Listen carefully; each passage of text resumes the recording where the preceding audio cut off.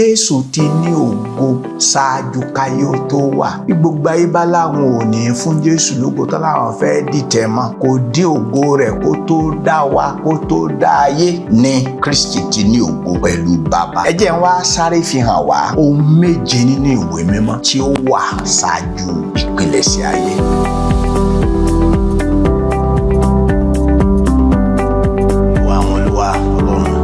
Tìrẹ ni ọpẹ́, tìrẹ ni ọlá, tìrẹ ni ògo. Jésù Kristi gba ọpẹ́ wa.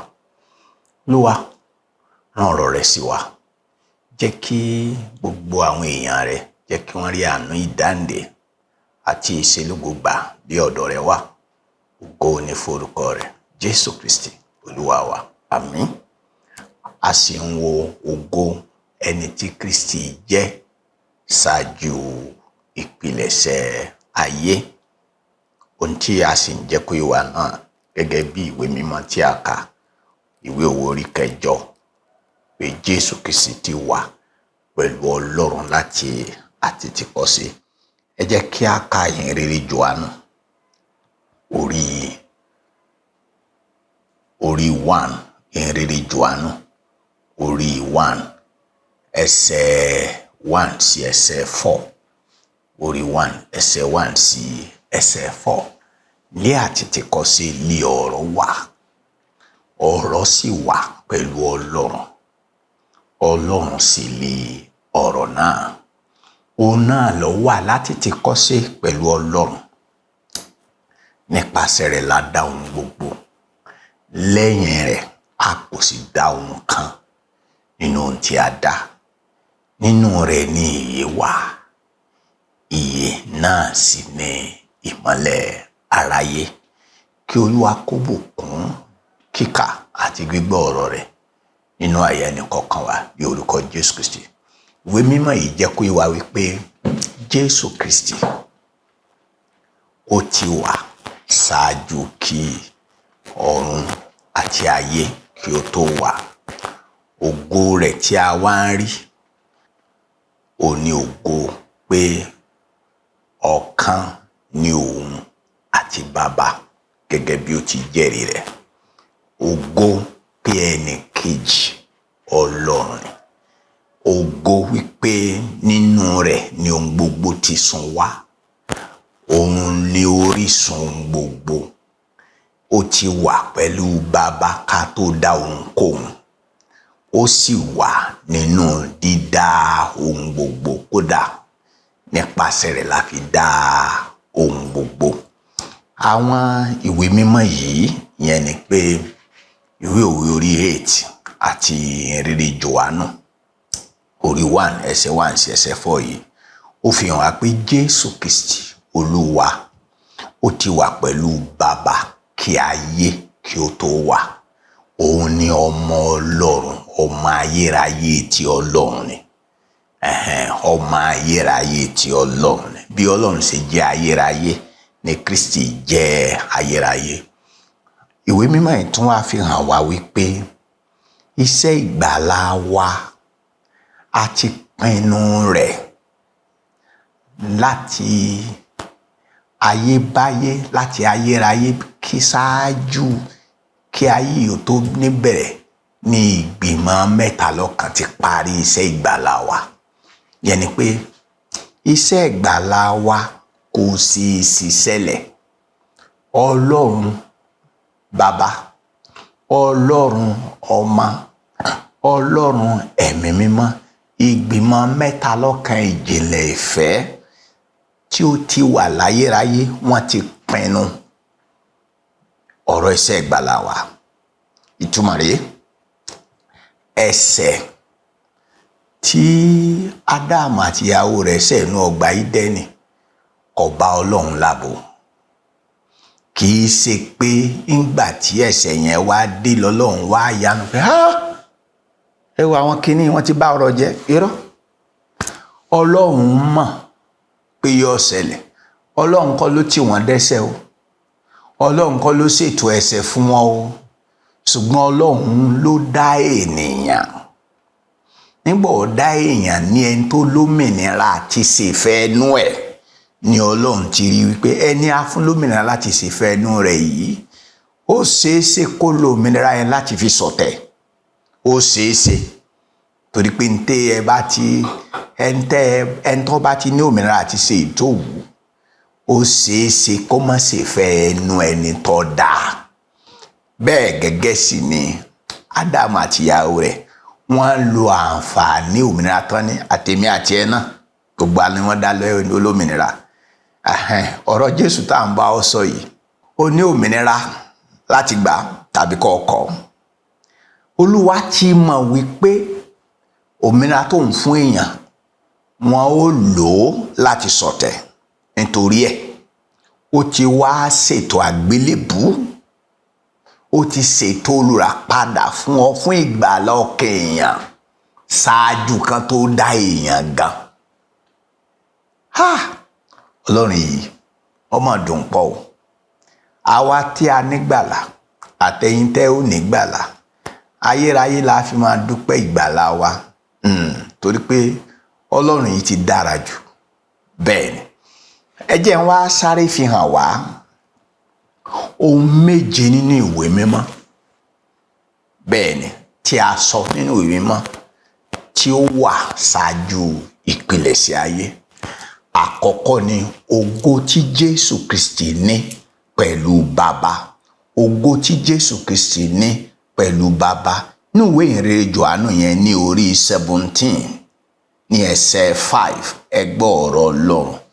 Nígbà Jésù ń gbàdúrà ó ní ǹjẹ́ nísinsìnyí Baba ṣe mí lógo pẹ̀lú ara rẹ̀, ògo tí mo ti ní pẹ̀lú rẹ̀ kí ayé ó tó wà. So ti yé wa báyìí ní ìsìn Jésù ti ní ògo ṣáájú káyé ó tó wà. Bí gbogbo ayé bá láwọn ò ní fún Jésù lógo tán láwọn fẹ́ dìtẹ̀ mọ́, kò dí ògo rẹ̀ kù kó tó dá wa kó tó dá ayé ní Kristi ti ní ògo pẹ̀lú Baba. Ìkejì ni pé Baba ti fẹ́ ọmọ, ìfẹ́ Baba sí ọmọ ó ti wà ṣáájú ìpilẹ̀ṣẹ̀ ayé. Ní Jòhánù yẹn náà ní orí 17 yẹn ní ẹsẹ̀ 24 ó ní Baba èmi fẹ́ kí àwọn tí ìwọ fi fún mi kí ó wà lọ́dọ̀ mi níbi tí èmi gbé wà kí wọ́n lè máa wo ògo mi tí ìwọ ti fi fún mi nítorí ìwọ sáà fẹ́ràn mi síwájú ìpilẹ̀ṣẹ̀ ayé. Baba ti fún Jésù ní ògo ṣáájú ìpilẹ̀ṣẹ̀ ayé. Ìkejì ni pé Baba ti fẹ́ràn Jésù ṣáájú ìpilẹ̀ṣẹ̀ ayé. Kì í ṣègbà tí Ọlọ́run wá kéde nínú odò Jọ́dánì ní Mátíù orí 3 pé yìí ni àyànfẹ́ ọmọ mi ẹni tí inú mi dùn sí gidi. Inú Baba kanlẹ̀ ti dùn. Baba fẹ́ràn ọmọ rẹ̀ látayébáyé wá. Ìkẹta ni pé èròǹgbà àti gba èèyàn là. Àwa ẹlẹ́ṣẹ̀ nípa orí ọ̀fẹ́ Olúwa ti pinnu rẹ̀ ṣáájú ìpilẹ̀ṣẹ̀ ayé.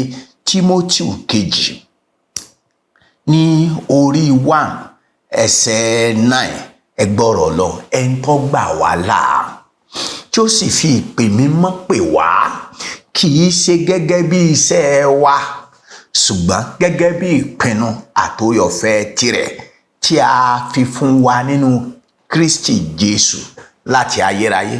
Ìyẹn ni pé ìgbàlà tí a fún wa nínú Kristi Baba ti pinnu rẹ̀ fáwa ẹlẹ́ṣẹ̀ pé kìí sì ṣiṣẹ́ láàfin nígbàlà yìí oore ọ̀fẹ́ ni. Ẹ má gbàgbé mò ń sọ ohun méje tí a sọ nínú ìwé mímọ́ tó ti wà ṣáájú ìpilẹ̀ṣẹ̀ ayé. Àkọ́kọ́ ni ògo tí Kristi ní pẹ̀lú Baba ó ti wà ṣáájú kí ayé ó tó wà. Ìkejì ìfẹ́ tí Baba fi fẹ́ ọmọ rẹ̀ Jésù Kristi ó ti wà ṣáájú ìpilẹ̀ṣẹ̀ ayé látayérayé ni. Ìkẹta ìpinnu Ọlọ́run láti gba àwa ènìyàn ẹlẹ́ṣẹ̀ là nípa oore ọ̀fẹ́ nìkan.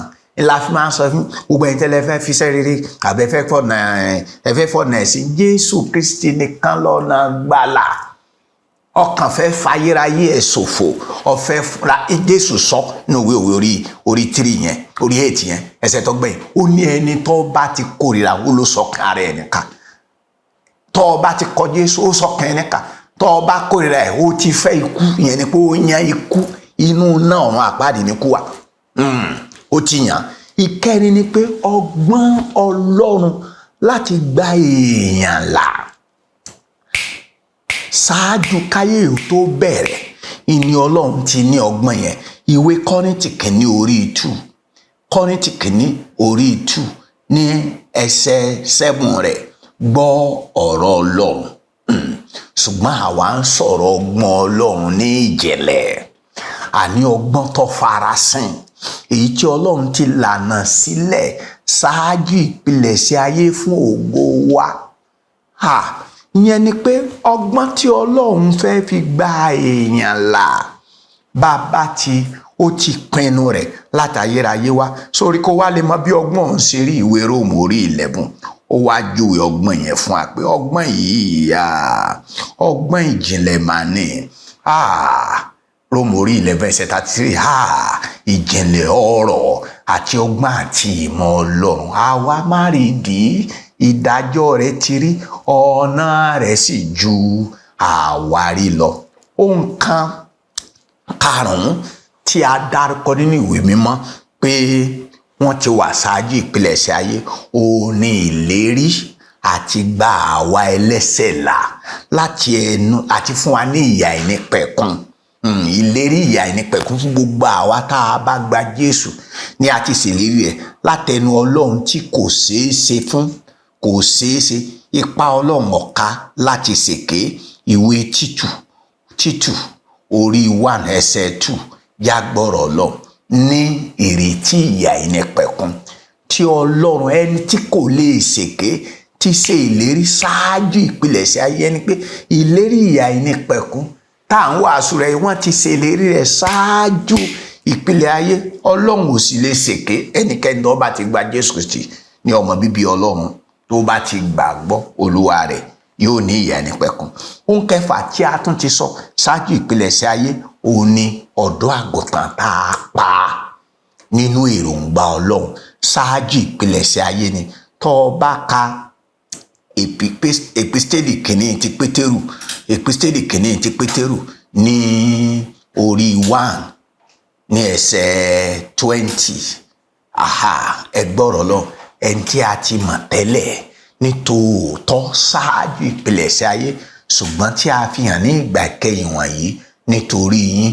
Ìwé Ìfihàn ní orí Ìfihàn orí 13 ẹsẹ̀ 8 ẹgbọ́ ntí Olúwa sọ. Ó ní gbogbo àwọn tí ń gbé orí ilẹ̀ ayé yóò sì máa sìn. Aṣojú sí Kristi nìyẹn. Olúkúlùkù ẹni tí a kò kọ orúkọ rẹ̀ sínú ìwé yìí ọ̀dọ́ àgùntàn tí a ti pa láti ìpilẹ̀ṣẹ̀ ayé.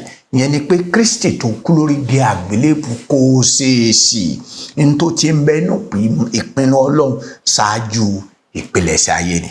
Ìkeje tí a kọ nínú ìmọ̀ pé ó ti wà ṣáájú ìpilẹ̀ṣẹ̀ ayé ni pé yíyàn àwa àyànfẹ́ Ọlọ́run ti ṣe nínú ọ̀nà ìyanu àti ìmọ̀ agbára rẹ̀, ìmọ̀ rẹ̀ àìnípẹ̀kun nínú ìwé Éfésù ṣáájú ìpilẹ̀ṣẹ̀ ayé.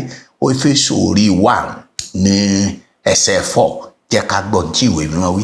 Àní gẹ́gẹ́ bí ó ti yàn wá nínú rẹ̀ ṣáájú ìpilẹ̀ṣẹ̀ ayé, ìyẹn yíyàn àwa àyànfẹ́ àti ṣe ṣáájú kí ayé tó bẹ̀rẹ̀, kí àwa kó lè jẹ́ mímọ́ àti aláìlábùkù níwájú rẹ̀ nínú ìfẹ́. Ọba àwọn ọba, ògo ni forúkọ rẹ̀. Fi ìbùkún sí ọ̀rọ̀ nínú àyà àwọn àyànfẹ́. Jẹ́ kí orí ọ̀fẹ́ ìyè àti agbára tó ń bẹ nínú ọ̀rọ̀ rẹ̀ kó wọnú ayé kọ̀ọ̀kan, kó sì sọ ayé kọ̀ọ̀kan dọ̀tun. Gbogbo ògo kó jẹ́ tirẹ̀ o. A dúpẹ́ torí pé o ti gbọ́. Jésù Kristi Olúwa wa. Àmín.